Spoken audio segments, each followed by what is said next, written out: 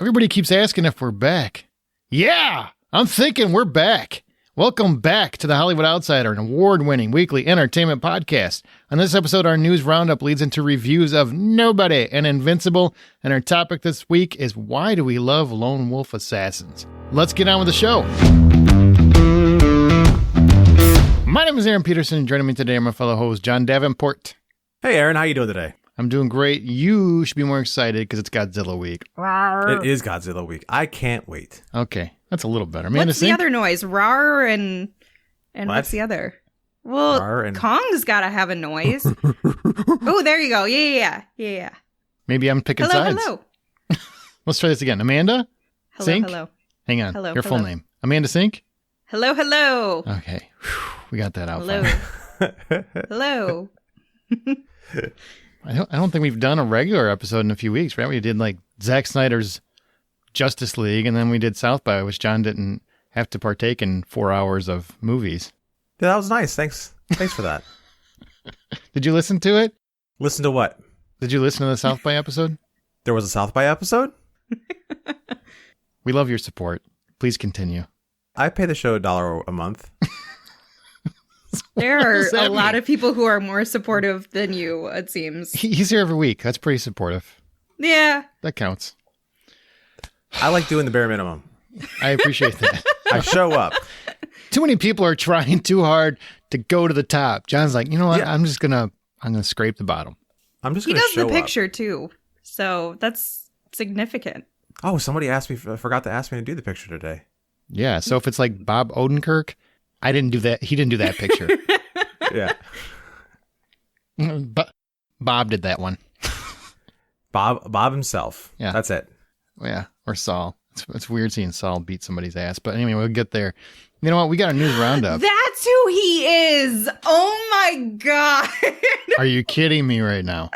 Really? Wow. You're on a movie podcast, Amanda. Don't you have a minor degree in film? Don't you absolutely love Breaking Bad? I do. I just could not in this happening? movie. I could not place his face, but I was like, What? God, I really recognize this guy from somewhere. There's IMDb. You could hit it up as soon as it's over. Where did I see him from? Probably Breaking Bad. What is happening right now? How did you miss that was Bob Odenkirk? I don't even know. I knew his name. I guess I just never connected. I didn't connect the dots till right now live while we were recording this podcast, Like the only which is thing very he's famous unfortunate for? for me. Yeah. He was just random dude. He was a random martial art. He was Steven Seagal's protege, and they just found him waiting in the wings. No, I knew I recognized him, but I just didn't place his face. And it just, I was like, man, he's really familiar. They did a nice job with this guy. He does have a face that's hard to place, to be fair. I think his face is very distinctive, honestly. It's how could you miss this Bob? It's the same freaking face. John, you guys kind of look alike to me. That's fine. Did you think it was John? Because that would be amazing. That would be great. That's why John was off this past week, because he had his movie premiere. Right. I had to go talk to people and be like, hey, I'm also on Better Call Saul. What'd you guys think of a movie? That's what you should do. You should start walking around and see if anybody actually buys. You should tell people you're Bob Odenkirk and see how long it takes before someone believes you. Yeah. Just take your glasses off. Bob Odenkirk. How you doing? No, you leave them on. See, that's where it throws people. Oh, with the glasses, I couldn't tell. I mean, yeah, I know, right? I get that a lot. Yeah. Yeah, it's like Superman, but different.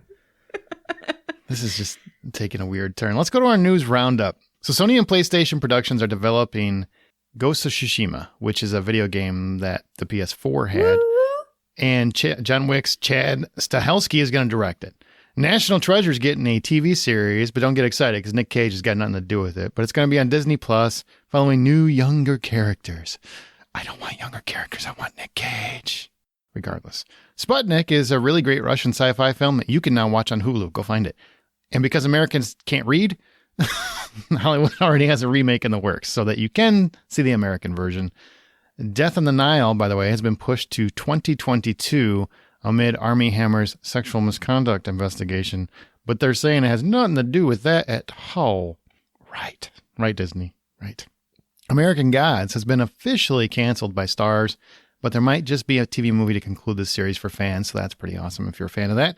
And Godzilla vs. Kong director Adam Wingard, who we've been raving about on this show for years before he got all fancy with Godzilla vs. Kong, has been tapped to direct Thundercats. Ho! Of all of that, what's got you the most excited, John? If excited works for you as a description. Well, absolutely. The Adam Wingard doing Thundercats, that's freaking unbelievably amazing. Ho! You can't say Thundercats without finishing. Ho! I'm sure I can, but okay. So you shouldn't. I just think this whole idea is amazing. I was just thinking a few weeks ago that it'd be great to see some sort of Thundercats movie, but then I got lost in this whole idea of how would they do that in a way that would be easy to buy, because cat people, like I don't see people wanting to see a movie about cat people, but I guess I'm wrong. I guess it's totally going to work out this way. No, we had a movie about cat people and people didn't want to see it. It was proven at the box office. And then we watched. Remember we watched it? It was proven on our podcast. Yeah, and we watched it for Patreon, and it was freaking terrifying. So as long as they don't do it that way, I think maybe it's doable. I trust in Adam Wingard, but it does make me nervous. I'm not going to lie. It makes me a little nervous, although I wonder if he's going to give us cat butthole like we should have had with cats. It's required at this point, right? Yeah. I mean, Thundercats, hole! Wow. Amanda, what do you think? Yeah, I'm going to move off of this topic completely give now. me a second. I'm laughing at my own joke. So I'm really excited about this Ghost of Tsushima news with Chad Stahelski at the helm. Not only because he's a talented director, I think we all know that, but him coming from a stunt performer background and how awesome he is with directing and choreographing those brutal fight scenes, I think is going to be great for Ghost of Tsushima, as long as it remains like authentic and everything. And hopefully this will be the video game adaptation that changes everything about video game adaptation movies, because they're usually awful. I love this game. Absolutely love it. It's very so beautiful. It's very faithful to Japanese culture. It's very, I don't know. It just doesn't feel overly westernized. It actually feels like Japanese culture, and it brought to life in a way, even though it is a video game format. And, the actual story that the lead character goes through, I think is really fabulous. I played this one all the way to the end. I never finished video games, but it has a beautiful ending. And I really hope they stick to the entire story that's told in the game, because that could be fantastic with the action scenes like you're talking about. I don't know anything about this, but I'm excited for you guys. Well, and you like action movies, and who doesn't like Chad? So there's that. It's basically about a samurai who was an apprentice with someone who was brought down by this dynasty leader who's the Mongols are basically laying siege to Japan, and they're just taking over every area. And this he becomes known as the Ghost of Tsushima. He starts using less than honorable ways so that he can win this war. And it puts him a little bit against his own uncle and whatnot as the story goes. And it just becomes this very fascinating tale of, I don't know, honor, dishonor. What really does it take to win a war? Can you win a war with honor? I mean, there's a lot of really important questions, I think, in that story. It's just fantastic. Yeah. That sounds really cool, actually. Yeah. I probably described something wrong. Some gamer right now is like, you forgot the really important point. That it happens in the future. You went so Batman. Here's the question I've got. So the Army Hammer thing, I'm not going to wade into the waters of what he did or didn't do. That's not what I want to ask. Because of the fact that he's got sexual misconduct going on right now and an investigation, should they, for the movie's sake, reshoot his scenes? They did that when Kevin Spacey had his issues. Should they do that so that the movie doesn't suffer, or do they leave him in and chance it? What say y'all? It's a risky play either way.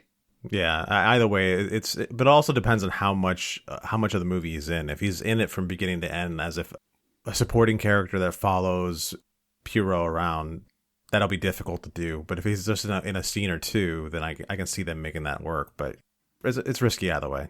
I think what's also important to consider is if they envision and hope for some sort of a sequel or another where his character could potentially continue, they're probably going to want to eventually replace him at this point based on what's going on. And he's already been dropped from everything. So unless something drastically changes, they'd probably have to change the actor anyway if they continued this with another movie or TV show or, you know, whatever they might do. So I think that's important for them to consider too, because one of the things that is the most annoying is getting one actor to play somebody and then in the sequel or something following, they just change the actor and it's like, you guys didn't notice that, right? Well, that won't be a problem here. You've obviously never read Agatha Christie. I have not read this, no. Okay, well, the stories they go, you're only following Kenneth Branagh's character. That's it. Everybody else, it's always a new ensemble in every story. So they just got to get through this one movie, Death on the Nile. It was kind of just like Mystery, or just like Murder on the Orient Express, same concept. None of those characters are coming back except for Kenneth Branagh that I'm aware of. So if they recast him, it would only be for this particular film. And that's why I just thought, you know, I mean, if I had $100 million on the line and I could shoot his scenes relatively within like a week or two, I don't know how big his role is because I haven't read that one in so many years. I honestly don't remember how important his character is in that one. IMDb has him second to the top, so I don't know if that means anything. It probably makes it more difficult. I'm sure. But this is, I can't imagine the press will get better by February of 2022. That's not his that character is obviously very tightly connected to Gal Gadot's character as well. So that might pose some complexities too, because if they have to reshoot his scenes, then they're going to have to potentially reshoot scenes that she's in with him and based on her schedule and everything else. So just green screen it. Do it Fast 9 style or Fast 8 style or whatever, where they're just in separate rooms. You could do that. You could do that. Do it the Rock and Vin way. You know, the grown-up way. Exactly, like adults. Well, you know what? Remember, you can always find more information at thehollywoodoutsiders.com. You can join our Facebook group or on Twitter at BuyPopcorn. Tell us your thoughts on this episode or other episodes. And next week, our episode will actually drop a little earlier than usual because Godzilla versus Kong. Yeah. Yeah. Rawr. And there, are you happy? I covered both. I mean, I'm still voting for Godzilla to obviously win this war, but I just feel like we should have both voices. You know, equal representation. I understand. Yes, exactly. I'm voting for Kong. We should probably call it right now. Are you really? I'm voting for Kong. Underdog. Yeah, I'm going for Rocky. No. I don't mean to laugh at your opinion. Right. But Godzilla, okay, I don't want to say anything about my thoughts because I knew a little bit and then got spoiled a little bit, so now I know too much. Okay, but you're pulling for Godzilla. Yeah, that's what I'm pulling for. And John, you were pulling for Godzilla before Kong ever entered the picture. Yeah, of course. And I already made my prediction as to what was going to happen on this in this movie, if you guys remember. I do. I don't. Well, don't pay attention to it. But if you want, you can go back and listen to the fact that I made my prediction, and I've been spoiled to a little bit of it because you can't miss it anywhere. Oh, now I remember. Yep. And I'm still mad at you for that. That's right, because I didn't know anything about that, and you kind of ruined that for me. So thanks for bringing that up. To be fair, everybody has ruined it. If you don't know what we're talking about, like, I feel like we're kind of being vague, but really we're not, because the internet has told this story. Yeah, the internet really. This is one of those things where they put it out. It's gonna be a nice big secret. I make my prediction. I'm thinking I'm gonna be all right, and then every single YouTube channel has it's like in the contact of everything. It's annoying, but I'm still awesome. Also, it's a monkey versus a radioactive lizard. Come on. I have faith in the monkey. He's got big arms. Works out. He's jacked. Radioactive. Jacked. Dude, the only thing bigger than that monkey is the Rock. So I think the monkey's got a shot. All right. Let's go to reviews. We've got 2 reviews. Oh, and also Godzilla's bigger than the monkey. Let's not get into the specifics, all right? You're spoiling things. Oh, now. We don't want to compare sizes now. Since when, gentlemen? All of a sudden, you're like, see, it's bigger, and I'm like, no, you're wrong. So much bigger, and you're like, oh well, like I wasn't really meaning that, and I don't know why we had to go this far with it, but like I'm so sorry that we actually went down this turn, And yours has the unfair advantage because it has like laser breath or whatever, so it's got like chlamydia. I don't know, but I don't like it. What? I don't like the odds. Let's go to reviews. We got two of them. First one is Invincible, which I think all of us saw, but John, you're going to lead the review. I'm going to lead the review. You're going to review. Based on Walking Dead creator Robert Kirkman's comic, Invincible is an animated series on Amazon Prime right now that revolves around Mark, whose dad is Nolan Grayson, a.k.a. Omni-Man, and Mark grows up wanting nothing more than to be a superhero like his daddy. Well, his powers finally kick in and it's off to the races, but does he have what it takes? And at the same time, a new unseen foe waits in the wings to take on all the superheroes of the globe. Featuring the voice talents of Oscar nominee Stephen Yeun. I just like the sound of saying that he's an Oscar nominee. Oscar winner J.K. Simmons. Emmy winner Sandra Oh. You see where I'm going with this? The cast is pretty stacked. Zazie Beetz, Walton Goggins, Jillian Jacobs, Jason Mantzoukas, and Zachary Quinto. It is stacked. Seth Rogen. Seth Rogen. Well, he's Jinx. a producer. Mark Hamill as well. Sure. No, he's in it. Okay. Clancy Brown. Okay. Can I get to the questions in the review, please? I'm sorry. I'm making sure that It's a very everyone understands serious how awesome podcast. this cast is. All right. John, do you consider it a ripoff or an homage that every character in Invincible is completely a take on an existing character in Marvel or DC Comics?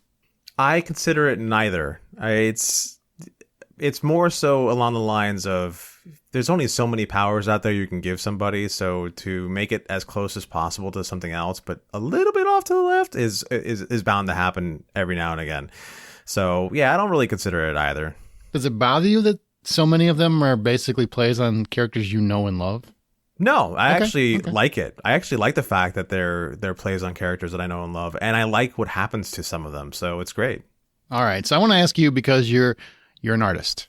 So the All right. animation style, I honestly felt it was pretty milquetoast or Saturday morning cartoon to me. Now that might be what they're going for. I didn't read the comic. I don't know if that's how they were going for it in the comics. So do you like the animation style here, or do you wish they would have gone a little deeper and more, I don't know, DC animation style, I guess? This has a lot of the similarities to some of that DC animation style that we've seen out there, so that's fine. And as far as like the actual presentation that we're seeing, it looks like what they took is they took the artwork from the comic and just pushed it just enough more to make it a more living thing. Because the comics is very well drawn, but done in a simple manner, just like the show kind of is. And I like the aesthetic to it a lot.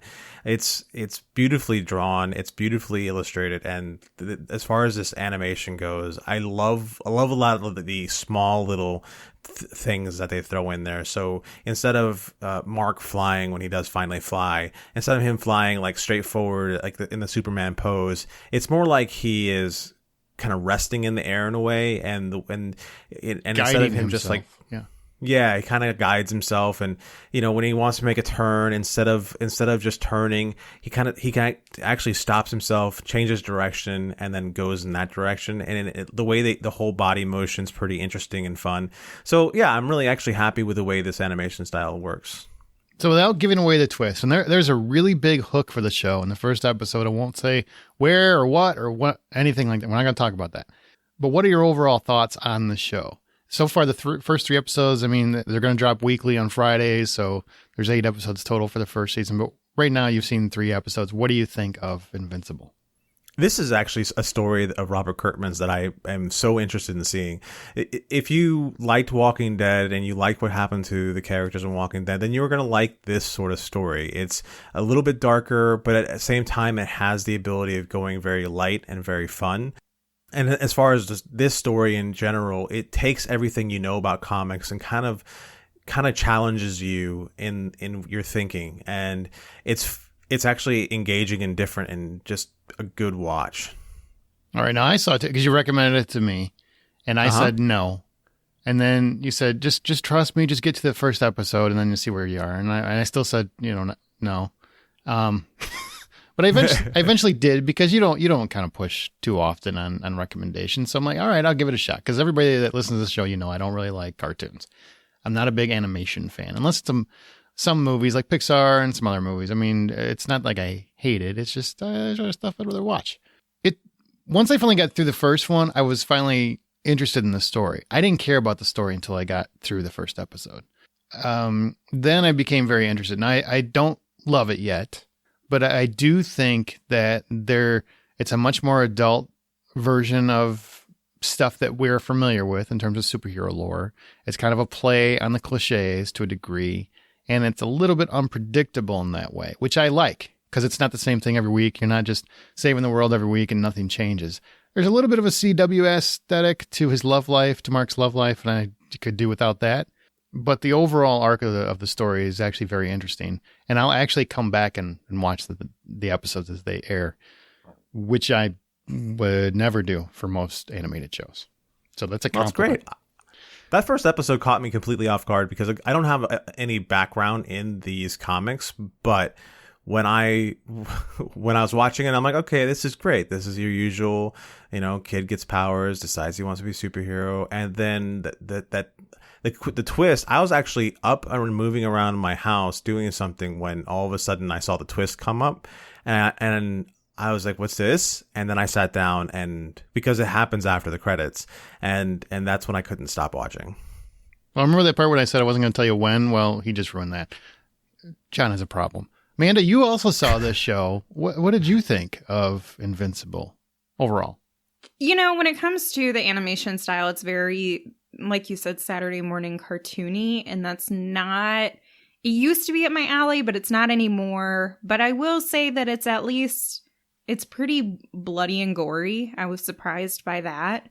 And it still had some fun elements to it. It's something that I would, have in the background or something. I can't say that I would fully invest myself in the show on my own. But it is still a good show as long as you're into the cartoon animation style. All right, John, you get to wrap it up. If $10 is full price of admission, what do you give Invincible? I gave it $7. Wow, you really enjoyed it. All right. I did really enjoy it. I'd be more around the 6 area, I think. I'm a big fan of, on shows like this, I want to see how it plays out, because that hook is so pivotal to how everything else is going to play out. I really need to see how it lands, in that first season. That's really a big point, but it's enough to keep me watching for sure. So next up is Nobody. It's Better Call Saul's Bob Odenkirk stars as Hutch Mansell, who fails to defend himself or his family when 2 thieves break into his suburban home one night. The aftermath of the incident soon strikes a match on his long-simmering rage.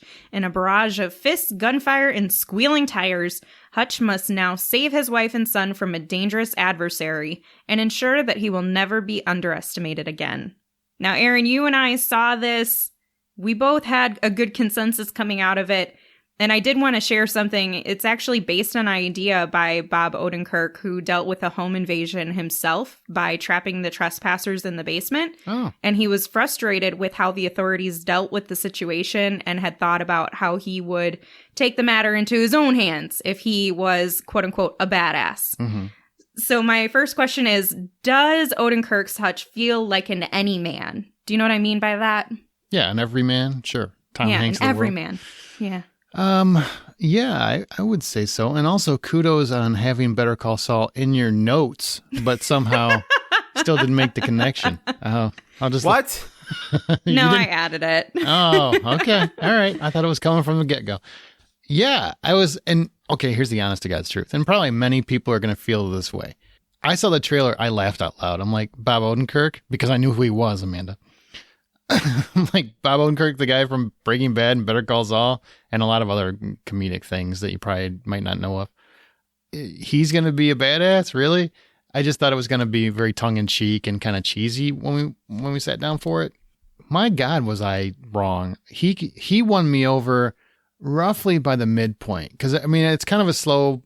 I don't want to say slow burn. That turns people off. It's not a slow-moving burn.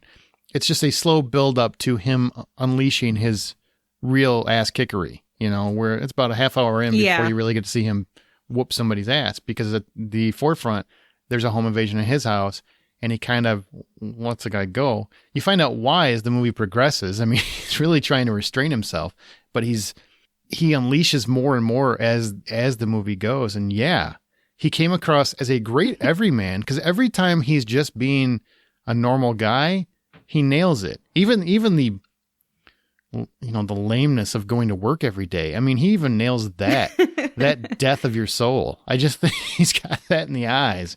It reminds me of when you saw Wanted, how McAvoy kind of captured that life sucks vibe. Yeah. Except I think Odenkirk is much more in line with everyday working men today. He's a very average look. There's nothing movie star about him. He's a great actor, but an average looking guy. And that he pulled it off. Yeah, it's a long answer to your question, but he 100% pulled it off.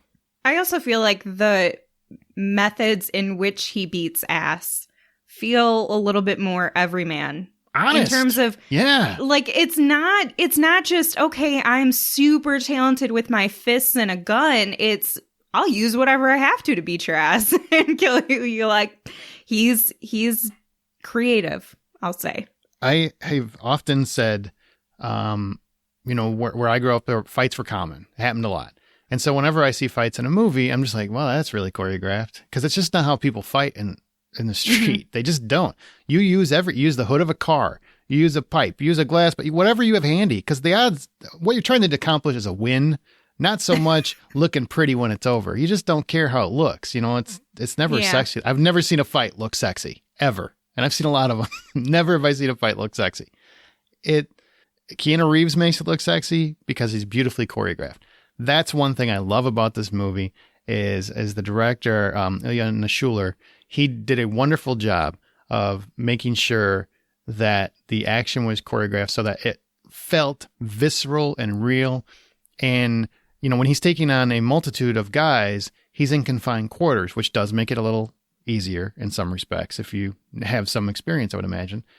And he's also taking bad hits because, bad calculations, because you didn't count on this guy grabbing that thing or that guy doing that thing. So, I mean, I thought it was very genuine for the majority of the movie until the end turns into just insanity. But yes, felt very real, genuine. So Tyler Witt is Odenkirk's stunt double who's done stunts for Black Panther, Endgame, and Baby Driver. Oh, cool. How did the stunt choreography and performances look for you? I think you touched on it a little bit, but anything else you want to say about it? Well, it starts very hand-to-hand and then kind of builds into guns. And I think when people love to compare this movie already, they're just saying it's John Wick with Bob Odenkirk, who everybody else knows who he is. You're not going to forget that anytime soon. He is a different kind of fight. I think they really did a good job of changing his style. And David Leitch is a producer on this, and I could tell his style just from... I thought he was the director when I first saw the movie. I didn't look at the cast and whatnot. And he's actually a producer, but you can tell. And he's a stuntman at heart, and he's got a very specific style. It's very, very real, very gritty. But they do a very good job of changing up his approach as he goes. I mean, he kind of has a similar concept, which is he comes at you full force. And he's not always thinking too far. Like, he's reacting. I think John Wick is very forward thinking. Like, he glides, and it's also very fluid and almost balletic, where this Hutch is 100% just rough and tumble. I mean, he's just like a grunge fighter. He's messy. It's messy, but it's fun. And the kills are so just bloody and wrong and uncomfortable. And I like it a lot. And his dad is Christopher Lloyd, so you get to see Doc whooping some ass too. That's fun. Yeah. So you mentioned Ilya Nashuler is the director. It's the same director who did Hardcore Henry. Mm-hmm. And my question is, because Hardcore Henry was one that was, despite what you felt about it, very creative and different. And did you feel like nobody fit within that unique category? Or is this more run-of-the-mill action? Like, do you see Ilya Nashuler doing a lot more and progressing career-wise and doing bigger, better things? Oh, yeah. Yeah. In uniqueness. I liked Hardcore Henry a lot, so I was actually pleasantly surprised to hear that. Yeah, I definitely can see him leading the charge in action in the future. Very much like David Leitch has and Chad Stahelski has, since they did the John Wick movie. So it's a director who's definitely on the rise in terms of action, and the set pieces are great. And you can tell it's a low budget movie, but it doesn't feel low budget ever. It feels like just a balls to the wall for sure action flick. Yeah. So if the full price of admission for Nobody were $10, what would you give it? I give it $7.50. Same. Yeah. I would totally watch more of these. I would. I'll be honest with you. I don't know if I need a sequel, but I would definitely watch a sequel. Yeah, I'd still watch it. Or if they could just somehow create like a sequel to it, but with a different family or something. You know So a what different I mean? movie. Well, but like still. Like a different Nobody. Yeah. Like some other Like Charles Grodin or somebody like that. Because there's other nobodies. You know what I mean? Sure. Yeah. And the actor that plays Julian, who's the bad guy, he's kind of fun to watch throughout the the movie. I gotta say, how old is Christopher Lloyd at this point? He was Doc. He's like 92, isn't he? I thought he was pretty 35 years old. ago, he looked 80. I don't understand how he's still around. He's still actually functioning pretty well. So good for him, Fountain of Youth drinker. Hey, our show is independently funded on Patreon. Therefore, all the expenses are from our own pockets. And Patreon helps fans support their favorite podcasts. Once you sign up, you get immediate access to all content in your respective tier. We just did a Bad Movie Night episode for Batman vs. Superman. We talk about murder and a lot of other things. And also, we have a bonus episode every month where we talk about stuff we wouldn't normally talk about on the show. In fact, we're going to answer listener questions or supporter questions. Only Patreon supporters questions on that. Now, if you want to support the show, you can go to Patreon. That's patreon.com/The Hollywood Outsider. That's patreon.com/The Hollywood Outsider. Thank you so much for those that contribute, and we're looking forward to the ones that want to. Now let's go to our From the Outside In topic.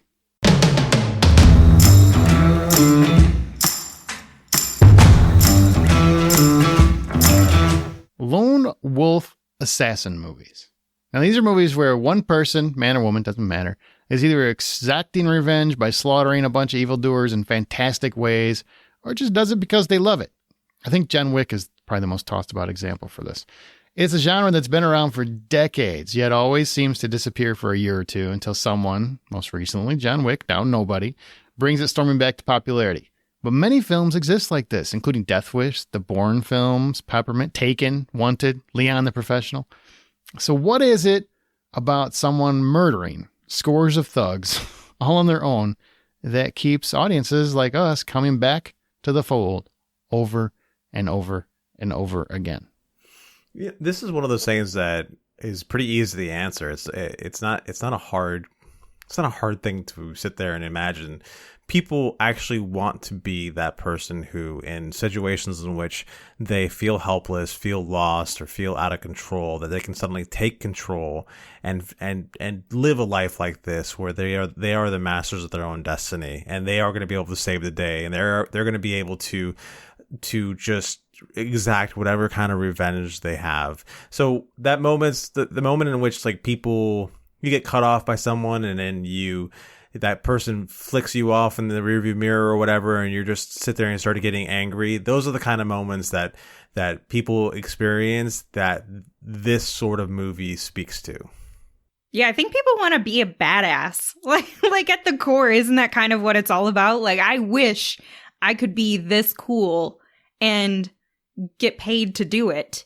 Honestly, I wish that I could, go through, get a gun, never have any concerns about finding ammunition, how much ammunition is left in my weapon, That's a good point. like how hard my face gets hit. It doesn't even faze me. I just get back up and keep on doing it. And to get a list, like if you have your own list, if you're like a revenge hit list sort of thing, we've all thought about that. John gave some good examples, but we all have our own list. So hypothetically, of course. Yeah, no, So I just wanna often be cool. I often say if you have a spouse or a friend or a relative, or you have a job, or you work for people, or your people work for you, at some point, somewhere, someone's wanted to beat your ass horribly. And probably more people than just you. I mean, it's just one of those things where I think most of us have been unable to defend ourselves in some situation. It could be just words, it could be some kid was slamming you against the locker in school, or maybe it's just somebody who outranks you in some way or has too much power, so you can't really you can't stand up to him for some reason, or you just feel threatened for whatever reason and you wish you could do more about it. I think most people just want to see people get back at people that treat other people like garbage and do it in a really entertaining way. Sometimes it's not even about if the person is bad or not. Sometimes we're like, ooh, you're a bad villain, but I'm still going to root for you anyway. Like, as long as the person wasn't a perfect hero, like you couldn't just watch somebody assassinate the Avengers or something, because then that would destroy our hearts. But like general human nature, nobody's perfect. Everybody's done something flawed. So it's like, I get it. They have those feelings.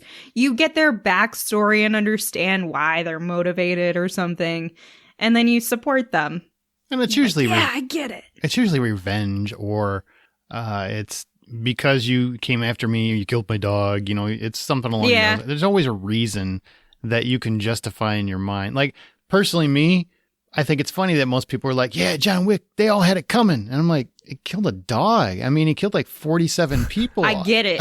I don't know if they all had it coming. They didn't all touch that dog. One guy did. You contributed. John and I feel like are on the same path. If you come for our dogs. I'm just saying. Yeah.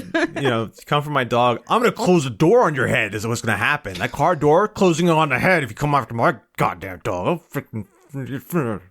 Really, John's just going to shut the door really hard and be like, man, dick.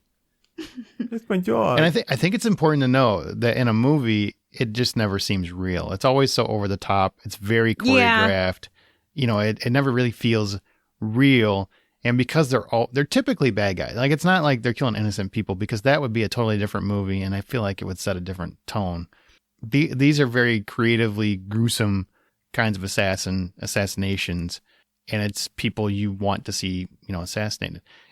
See, that's the thing, though, is it's always fun. They get, if they're a good action film, they're going to get creative with the method of action and the method of kills and the music, everything else that'll get people in the audience going, yeah, what? Like, those reactions are the best reactions. I do think it's important to ask this question, though. Do you think it's troublesome that we love these movies so much when the real world is full of some truly awful people doing some truly awful things? I don't want to wade into things going on in the world, but I mean, it's an honest question. Do you think it's troublesome that we love these kinds of movies? No, not necessarily. I think this is one of those things that help us express those feelings in a more constructive way versus in a way that is less constructive, as some people have taken to. So I think this is actually more therapeutic than anything else, because it gives us an outlet, or it gives us a way to express those feelings. Shit, covered that. All right. Well, there we go. It's hard to blame media and entertainment for anything. Of course, there's always a level of influence, but quite honestly, I feel like the vast majority of the people who are going to watch these movies are not incited to commit violence or rage when they leave the theater. It's cathartic. Absolutely. And it's a way to live vicariously through another character, to be that tough, resilient, flexible, and cool. To wish you could do those things. And there's sometimes, I'll be honest, sometimes it is like wish fulfillment, because you watch a movie like Taken. I'm a dad. I can't tell you how many parents I would talk to about me, like, if that's my kid, I would do the same thing. And they couldn't. They could. I'm like, man, you barely wanted to go talk to the neighbor about them, throwing shit in your yard. You're going to tell me you're going to be on an ass-kicking crusade through Europe? I don't think that's going to happen. But you get it. You get the feeling like it's a way to like John said, it's therapeutic. Absolutely. Because, you can't always go after that neighbor who throws shit in your yard, but you can pretend to. Exactly. You know what you should do? Is you should probably just watch outside John Wick 1 through 3 very loudly, and just let them know that you're doing research. You put it on a big screen on your front lawn, and you just stand there making eye contact with them the entire time. Don't even watch the movie the whole time. Yeah. What's up? Yeah, I'm thinking I'm back, Jim. I'm thinking I am. All right, so who are your standouts? Besides John Wick, I think that's the obvious one, and everybody's going to mention that one because it's the most popular right now. But who are your standouts, and what is it about them that attracts you? Wanted, I think, is a good one, because you don't just get, and I'll say it sort of fits into this and it sort of doesn't, because your primary is obviously Angelina Jolie as the main assassin, but there's like a group of them, and you get to see glimpses of their assassin esque qualities. And I personally am always going to be drawn to a female assassin. Just like Ava is another great one with female assassin with Jessica Chastain. You really like that one? I tried to watch it. I couldn't get into it. No, I liked it. Okay. I'm automatically going to have a little bit of benefit of the doubt to the film because it's going to have a female kicking ass. And that's a weakness for me for sure. But things like Crank, the Hitman, the Mechanic, those are all really, really fun ones that have a level of twist to it where... Crank. Yes, that movie is so much fun. Alive? I love it. He's just jacked all the time. He falls out of a plane. He's fine. They're all ridiculous in some way. Like you said earlier, they all have some level of like unbelievability because they're so extreme and ridiculous in how they get. But that kind of keeps us engaged because, I mean, I feel like it's the same thing with Fast and the Furious. I don't know what it is, but we love these things that are just fun and crazy and bombastic and just, you know, we're going to live vicariously in these films and do crazy things and drive crazy cars and like grab the coolest weapons or things on the shelf to kill people with. It's just always a lot of fun. My first mention is The Bride and Kill Bill. I would say that's probably my favorite overall. And a lot of it has to do with, it's fantastic in terms of the level of carnage that is left in her wake is phenomenal. But a lot of it is that the plight works for me. You know, it's one of those, we're sure it's kind of taken off the whole cliche storyline in many respects about person left for dead and they come back for revenge and they kill everybody. But I just loved it. I just loved her plight. I just loved her maternal instincts as the movie kicks into the second movie and whatnot. And it's just like her whole journey really worked for me. And every time she fought, she looked like she was fighting for her life. And I think that's one thing that gets lost in a lot of these movies, where it doesn't look like they're fighting for their lives. It just looks like it's second nature to them. Like it's not really a fight. The Bride was fighting in every scene. And I felt it. You know, I felt it. And loved it because of that. Also, yeah, that one's a really good one. Katanas. Yeah, you can't go wrong with katanas. And Tarantino, as far as I'm concerned. Yeah. So it's a bloody, gory mess, and yeah, she was fantastic. And I love how they ended those movies when everybody thought it was going to be like this big brawl, and she's like, "Nope, just 5 little done," and walks out. I loved it. I loved that. What about anything from you, John, before we keep rolling, I guess? No, I got a couple of them I thought about. But one of the ones I like a lot is Faster with Dwayne Johnson or The Rock, however you want to address him. Have you guys ever seen that one? Yeah, I saw it. Yeah. I really love the aspect of this one because, well, number one, The Rock only has like 3 or 4 lines. And he spends the rest of the time just showing up someplace, walking in, shooting somebody, and then he leaves. Which I think is pretty great because there's no body count that's beyond the people he's going after. It's not flashy. It's just pretty intense in the way that it's going after a certain person and then moving on to the next person. And I just love the idea of how this plays out, and just the Rock's intensity in every single scene is something that sucks you into it. He does have that magnetism, man. He's just, when he wants to, he can just turn it on a dime. Absolutely. It's just fun to see him do that. And he doesn't do any of the quips or one-liners that he does in other movies. It's just him being intense. And then that when that assassin starts chasing after him, it starts becoming a little bit of a different movie, but all in all, it's just a fun actioner that I really dig. Any other ones from you, Amanda? I kind of ran through my list pretty quickly just to give some glimpses into the type of stuff that I like. And I feel like the Punisher, obviously, we have to mention, and he obviously counts because he's out for revenge and he's an assassin in his own way and brutally murders people in the name of his family. And I love that story, but I also just love how cool that character is. It's pretty badass. A lot of people just don't give Tom Jane credit. He was a really good Punisher. I really dug Tom Jane as Punisher in the movie. As far as the movie's concerned, he's probably my favorite Punisher. Well, he's definitely better than Dolph Lundgren was. Jesus Christ, that black hair dye. Yeah. Yeah. That was pretty bad. Was it running down the side of his face? Yeah. It was. He was giving a press conference and it just... Yeah. Well, I mean, I already mentioned Taken. I think that's a pretty obvious one. Liam Neeson kind of created his own genre with that one, which was crazy. The old man kicking ass one? Yeah, well, the Liam Neeson genre. Like, Liam Neeson movie, it's another Taken movie. I mean, there really were probably, 10 movies over the course of 8 years that were all the same thing. They just started Liam Neeson, or variances of the same thing. Him fighting wolves, him fighting this, him fighting that. Yeah. Yeah, so here, let me run through my personal favorites. So The Raid, if you haven't seen that, it's a great film. You really should find it. They'll do an American remake. I know they're working on it, but the original is tough to beat. The Wolverine, I think counts. I mean, he kills a lot of people, especially if you watch the right version. There's blood everywhere. That's fair. Blind Fury, I'm a big fan of Blind Fury. Rutger Hauer as basically Daredevil. He's blind, got a katana, kills a lot of people. Big fan.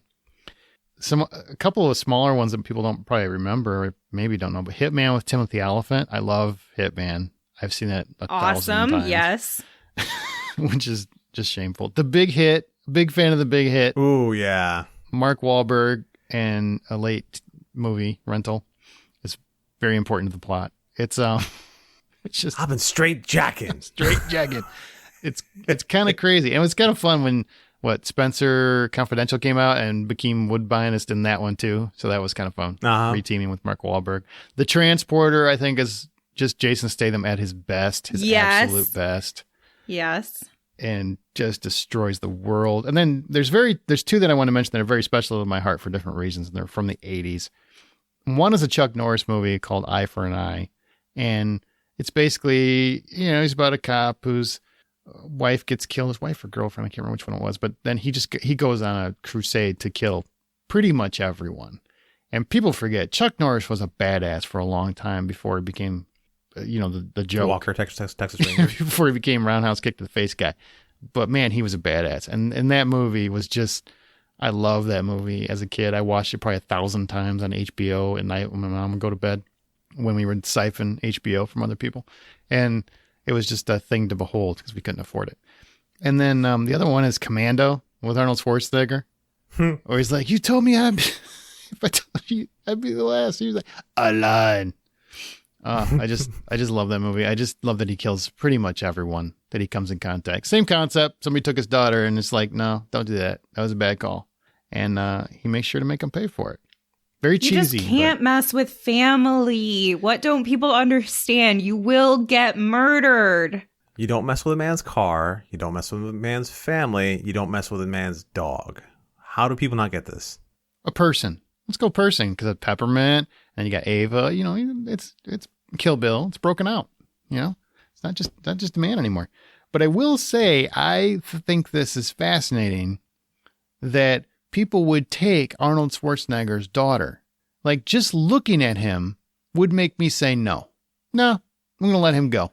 I'm not even going to, we're going to find someone else because he looks like he could probably kill everyone, including Bennett, which he does. So, I mean, it's an amazing thing that people always take the children of well-renowned assassins or military figures or people that have killed en masse. I always find that fascinating. Is there a reason why Bennett wore the fishnet like that? Because it was the 80s, and he probably thought it was a good look. He was wrong. He was wrong. Why did everyone in the 80s think that fishnet was a good idea? Somebody told him it looked good, but they lied. See that? But they lied. I tied it all together. Yeah, I see what you. So the movies that I can think of that I came up with after Faster. So I have the Equalizer, which I absolutely adore because Denzel Washington's in it. But at the same time, it's another one of these great and controlled fight kind of ideas, as opposed to just killing everything in front of you. It's planning everything to an nth degree, where you absolutely know exactly how to win a situation. And I think it's fun in the idea of, like, if we're gonna sit there and have these sorts of fantasies, let's do it with a little bit of responsibility, And at a Home Depot, nonetheless. Exactly. Don't mess with a man in a Home Depot. They know how to hurt you with everything in plumbing and everything in hardware. Don't mess with a man's family, his car, his dog, his Home Depot. It all fits. Person. Also, Remember, but person. Sorry, person. Person. just keep in mind how many things you can die from in a Home Depot. Like, A lot more than the I thought place. after I watched that movie. I'm like, whoa. Yeah. Careful stepping in the nail aisle. No kidding. Beyond that, I have a movie called Blue Ruin. So the reason why I like Blue Ruin so much is that this is one of those that it takes an everyman, an actual everyman, and then puts him in one of these sorts of situations where they go around exacting revenge. But he's an actual everyman. He doesn't know what he's doing. He barely knows how to use a gun. He's constantly getting himself into trouble with these situations. So it feels very real, even though it's, again, one of these fantasy ideas. I still don't know if I think Blue Ruin counts, but it's your list, and I'm just going to say okay. Okay, that's great. Thanks for bringing that up. You're welcome. And my last two I'm going to bring up jointly because they're both Steven Soderbergh movies. One of them's Haywire, which with Gina Carano.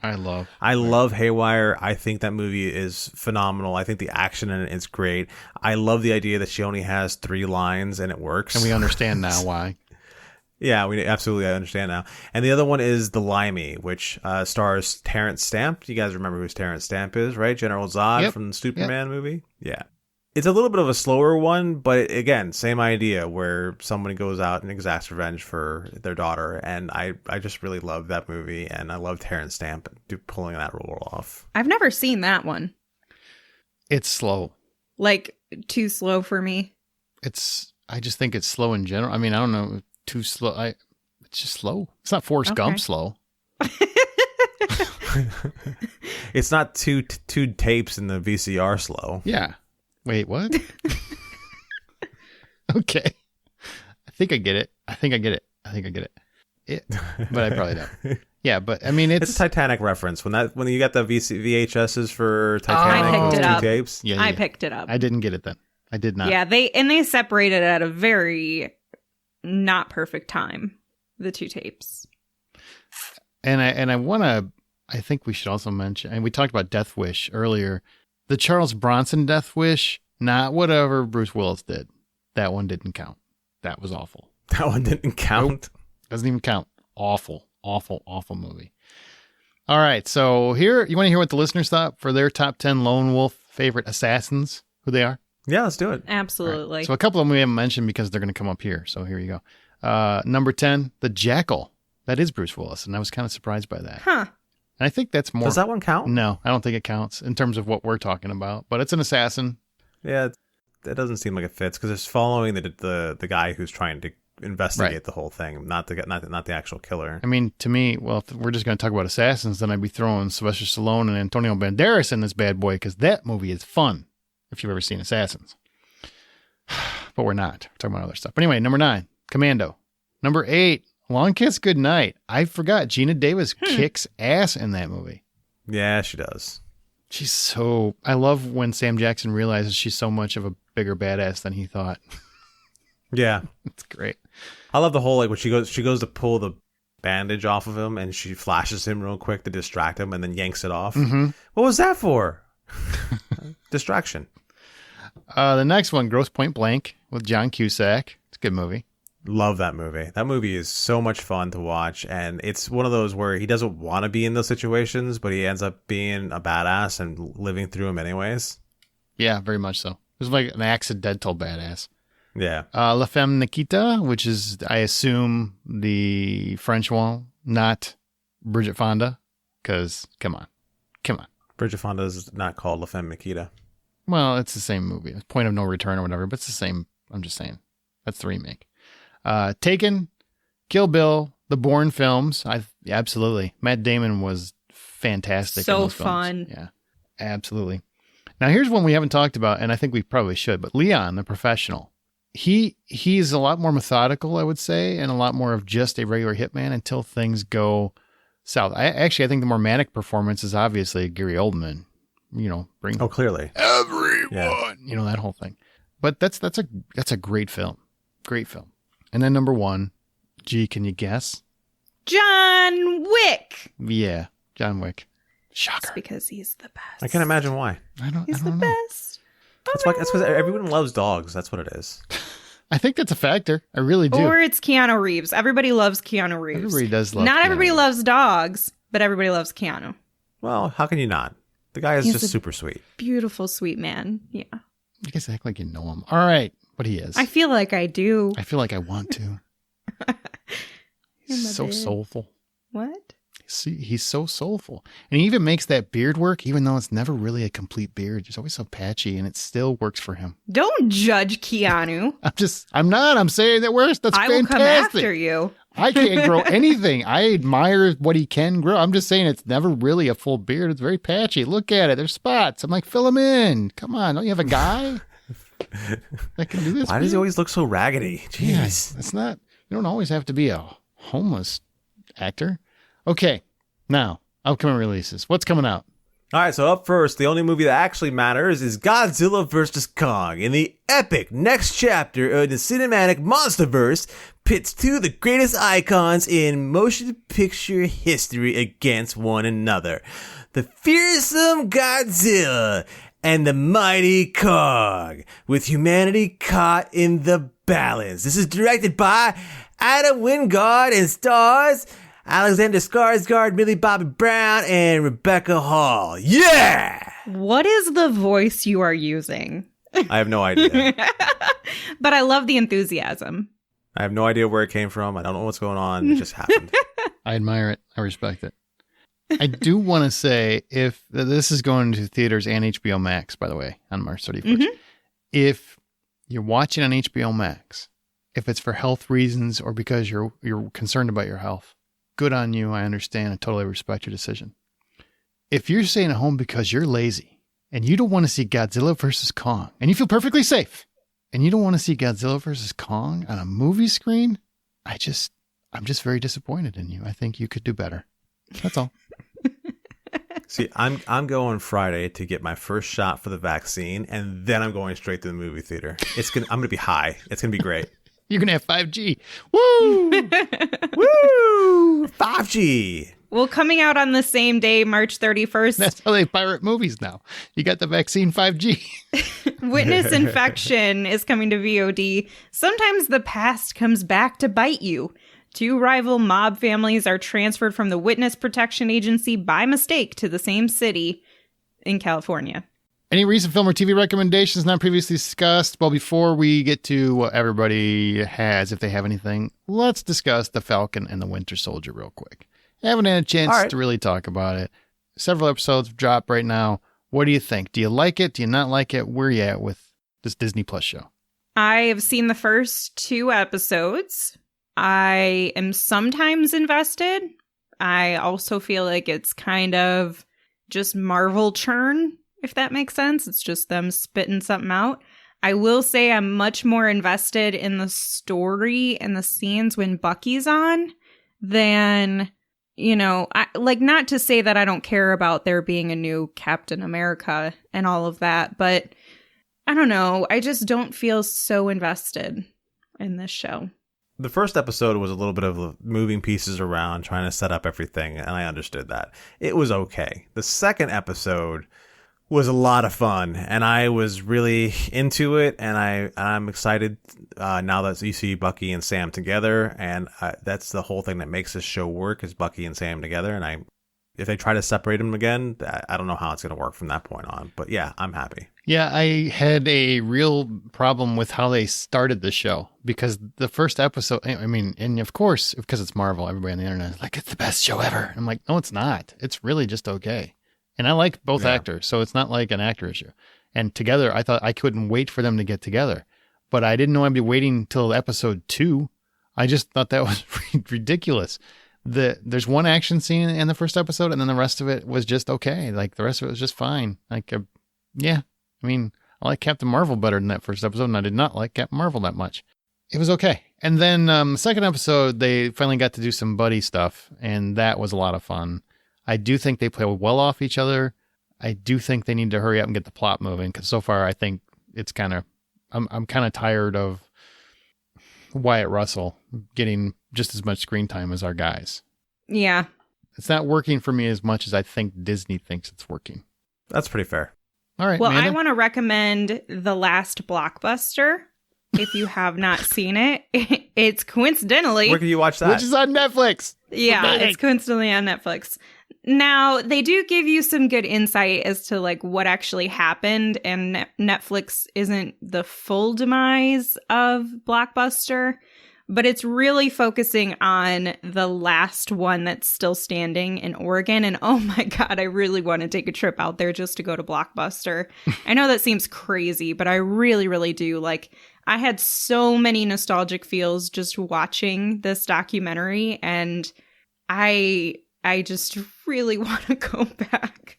And they have a lot of great guests who guest into the documentary for interviews. Like Kevin Smith is in there for John, if that incites you a little bit more.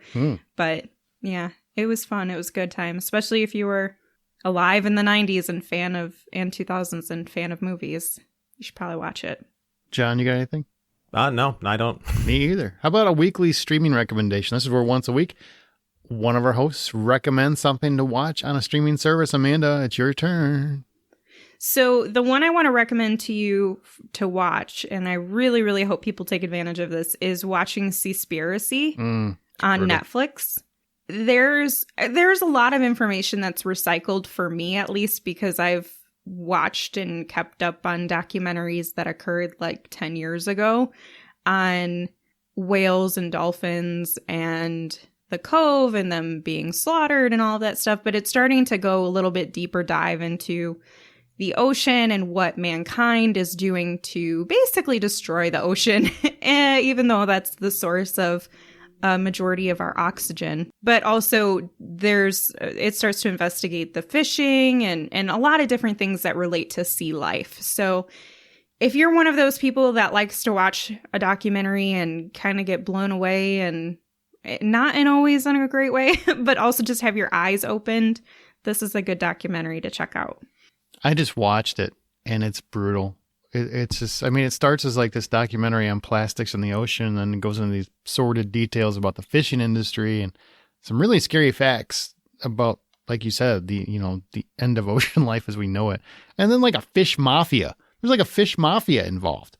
And I'm just, it's insane to me. A lot of the stuff in there, you got to watch it and then realize maybe I don't need fish anymore. Yeah.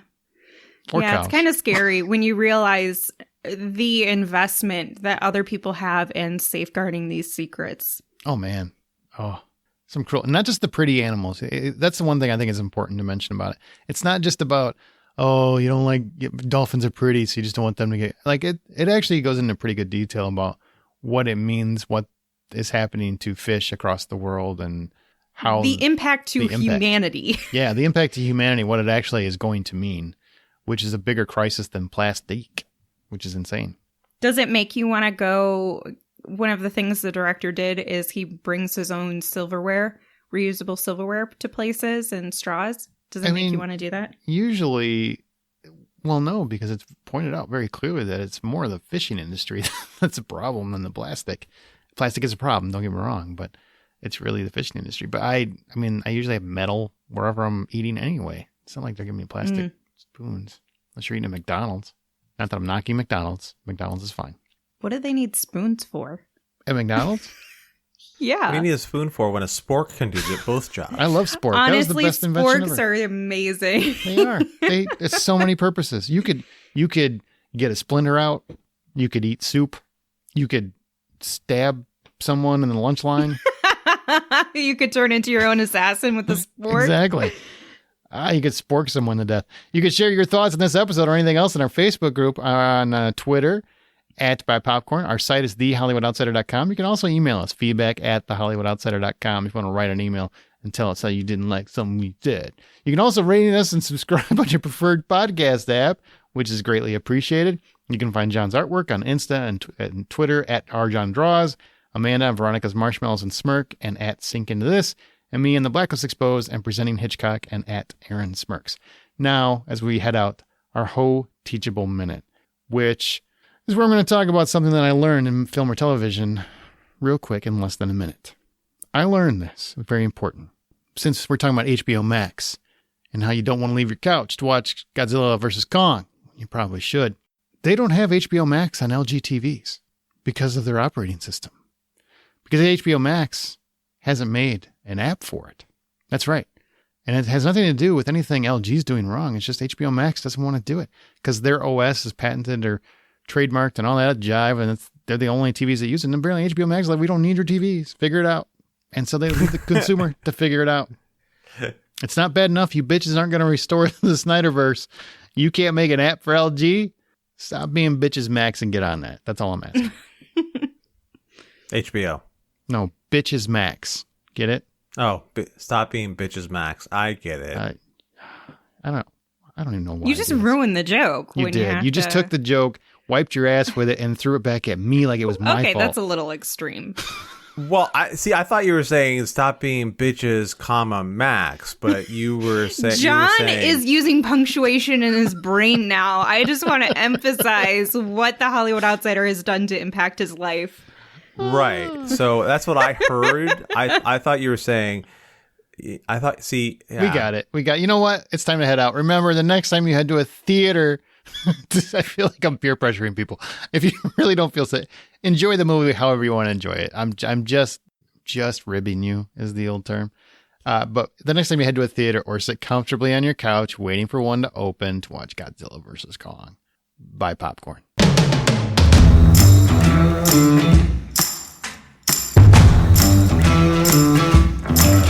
My name is Aaron Peterson. Joining me today, my fellow You should start that over. That was bad. Should do that whole.